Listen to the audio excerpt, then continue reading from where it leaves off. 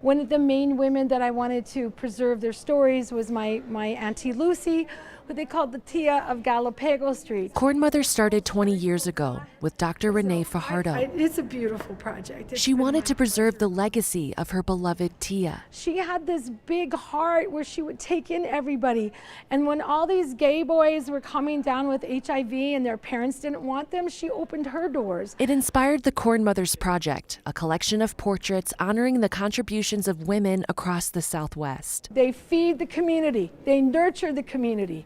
They make it so that the community has the ability to look to the future and to be able to sustain themselves. For me, a corn mother is someone that goes above and beyond to just be loving and caring towards every person that they come across. Stories now being passed down to the next generation, to students like Orlando Moreno, who works with Renee in the Chicano Studies Department at MSU Denver. It's just a way to show respect and to show love back to the community and to these people that brighten so many people's futures. The collection includes 70 corn mothers from Colorado, New Mexico, and Arizona. Women that are watershed preservationists, women that are artists, women that are midwives, women that have been activists. And it continues to grow. We really need to preserve the stories of our women so that the women in the future have something to look back on and say, hey, I'm going through a lot of struggles, but look at these women. Look at these women that came before me.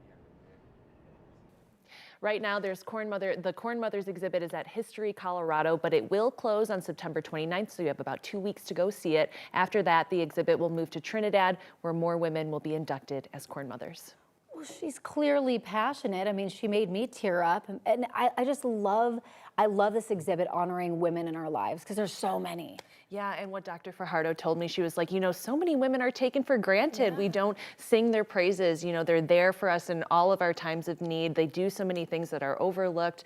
And she really wanted to honor her auntie. And so that's why she started this project 20 years ago. And it's just continued to grow. That's what struck me so deeply about this project was they were specifically talking about indigenous culture, Hispanic culture, about how strong the woman is in the family. But that's something that a lot of cultures can relate to right there. That kind of bridges the gap for you to understand each other just a little bit more. Right, and that's why they call them corn mothers, because corn is so important in Hispanic and indigenous cultures, and so are our mothers. Yeah. So cool. So some time to check it out before it moves on. Yeah, you've got 2 weeks. It closes on the 29th. They'll have a closing ceremony. Everyone's invited to come. All right, Courtney, thank you.